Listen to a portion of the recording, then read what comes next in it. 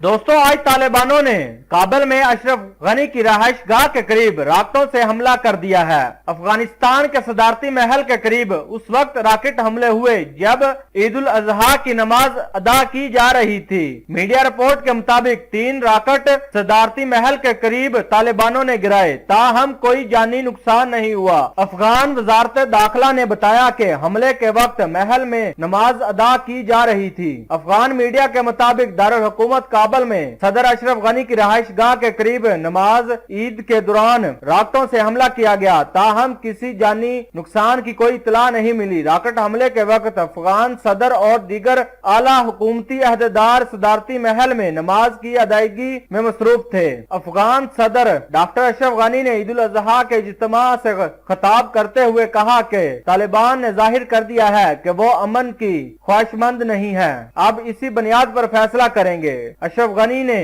इस ईद को अफगान फोर्सेस की कुर्बानियों और जुर्रत के एहतराम में इनके नाम किया। इनका कहना था कि इनके मुल्क में मिलिशिया बनाने और इनका काम करने वालों की कोई जगह नहीं। अफगानिस्तान की हालिया सूरत हाल पर काबू पाने के लिए मंसूबा बंदी पर काम कर रहे हैं।